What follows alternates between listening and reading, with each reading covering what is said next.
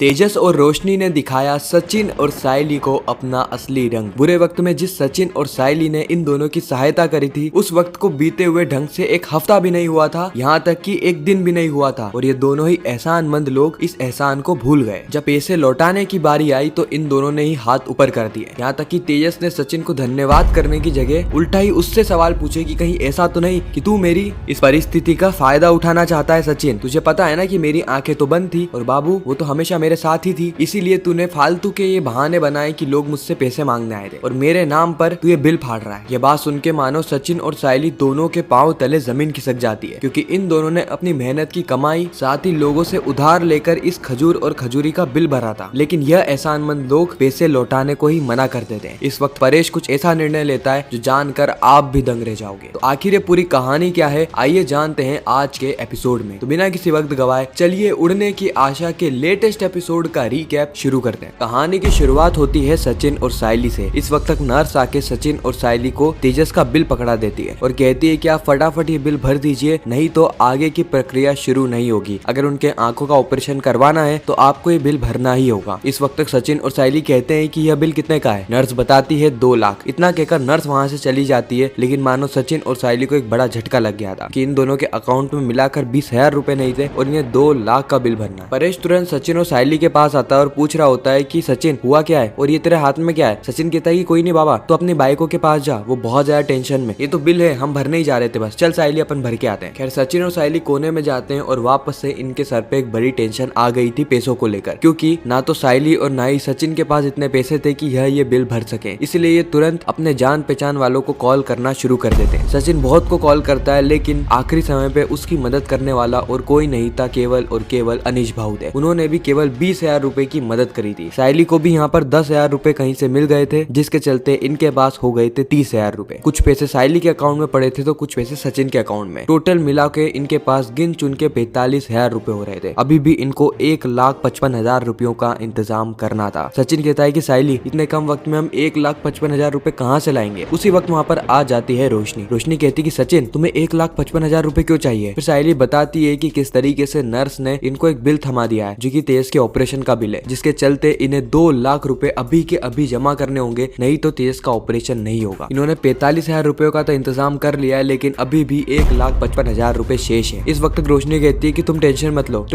लो, मैं मेरा मंगलसूत्र बेच दूंगी, उससे पैसे आ ही जाएंगे। उसी वक्त रेणुका कहती है कि ये क्या बात हुई रोशनी, हर बार तू अपने मंगलसूत्र बेचने पर ही क्यों आ जाती है। शायद इसी के लिए आज तेजस की ऐसी हालत है। तेरे पास और कोई गहने नहीं है क्या? तू अपने चाचा को कॉल करना, उनके पास कुछ तो पैसे होंगे। अगर ऐसे वक्त में भी वो पैसे नहीं देंगे तो फिर तेरे अमीर होने का क्या ही फायदा। रोशनी कहती है कि काकू, मैं अभी बात करके आती हूँ। इस वक्त तक आकाश भी आ गया होता है, जहाँ पे आकाश सभी लोगों को टेंशन में देख के कह रहा होता है कि दादा आखिर हुआ क्या है। फिर वापस से पूरी कहानी आकाश को बताई जाती है। आकाश कहता है कि दादा तू टेंशन मत ले, मेरे पास कुछ पैसे पड़े हुए, मैं वो पैसे तुझे दे देता हूँ, साथ ही मैं और पैसे का जुगाड़ करने की कोशिश करता हूँ। मैं एक काम करता हूँ, रिया को कॉल करता हूँ। उसे परेश कहता है कि नहीं आकाश, अभी रिया को कॉल मत कर, अभी वो सफर में है ना, वो अलग ही टेंशन में आ जाएगी। एक काम कर सचिन, मेरे पास 15,000 रुपए, ये 15,000 रुपए तू रख और बाकी भी मैं इंतजाम करने की कोशिश करता हूँ। पहले तो सचिन और सायली इसके लिए मना कर देते, लेकिन उनके पास कोई विकल्प बचा ही नहीं था। सायली कहती कि सचिन, जो मुझे ऑर्डर के 1,10,000 रुपए मिले हैं ना, हम उसका भी इस्तेमाल कर ही लेते हैं, क्योंकि अगर ऐसे वक्त में भी हम उन पैसों का इस्तेमाल नहीं करेंगे तो फिर कब करेंगे। सचिन को इस वक्त तक बहुत ज्यादा अजीब लग रहा होता है, क्योंकि सायली को वह पैसे मिले थे ऑर्डर के चलते और वह ऑर्डर तो अभी कंप्लीट भी नहीं हुआ है। लेकिन परिस्थिति कुछ ऐसी बन गई थी कि सचिन को सभी लोगों से पैसे लेने पड़ते हैं। इस वक्त जैसे तैसे पैसों का इंतजाम होता है और इन पैसों के चलते वह बिल भर दिया जाता है और तेजस की आगे की प्रक्रिया शुरू होती है। खैर इस और हम देखते हैं कि रोशनी तेजस के पास में बैठी होती है और तेजस को खाना खिला रही थी, लेकिन तेजस इस वक्त तक घबराया हुआ था, इस वक्त तक बहुत ज्यादा डरा हुआ था। तेजस बार बार रोशनी से कह रहा होता है कि बाबू कहीं ऐसा ना हो कि मेरी आंखों की रोशनी हमेशा हमेशा के लिए चली जाए। रोशनी कहती है कि नहीं बाबू, ऐसा कुछ भी नहीं होगा, हम इस हॉस्पिटल में आए ही क्यों है, क्योंकि इस हॉस्पिटल में बहुत अच्छे डॉक्टर्स हैं जो कि तुम्हारा इलाज करने ही वाले। कल के दिन तुम्हारी पट्टी खुल जाएगी और फिर देखना हम वापस शोरूम में बैठकर मस्त मजे कर रहे होंगे। तुम इतने ज्यादा इमोशनल मत हो, डॉक्टर ने मना किया है कि तुम आंखों पर दबाव नहीं डाल सकते। अगर तुम ऐसे रोओगे ना तो जो समस्या नहीं होने वाली है ना आंखों में, वह भी होने लग जाएगी। लेकिन तेजस इस वक्त तक बहुत ज्यादा डरा हुआ था। वो बार बार रोशनी से कह रहा होता है कि अगर मेरी आंखें हमेशा हमेशा के लिए चली गई बाबू तो मैं क्या करूंगा। रोशनी समझ पा रही थी कि तेजस कितना ज्यादा डरा हुआ है। रोशनी तेजस से कहती कि तेजस, अगर ऐसी कोई भी परिस्थिति बनती है ना तो तुम चिंता मत करना, मैं अपनी आंखें तुम्हें दे दूंगी। हालांकि डॉक्टर ने मना किया है कि वह जिंदा लोगों की आंखें नहीं लेते, लेकिन मैं भी बहुत ज्यादा जिद्दी हूँ, मैं तुम्हें आंखें दे ही दूंगी। इतना कहकर रोशनी तेजस को थोड़ा सा संतुष्ट करती है और फिर फिर सुला देती है। कहीं ना कहीं रोशनी भी इस वक्त डरी हुई थी। रोशनी को ऐसा लग रहा था कि सारी चीजें उसके चलते हुई है। अगर वो तेज को उस वक्त डांटती नहीं तो तेज वहां से जाता नहीं, अगर तेज वहां से जाता नहीं तो उसे अजय दिखता नहीं, अगर उसे अजय नहीं दिखता तो वो अजय के पीछे भागता नहीं और फिर उसका एक्सीडेंट भी नहीं होता। तो कहीं ना कहीं सारी चीजों में रोशनी अपने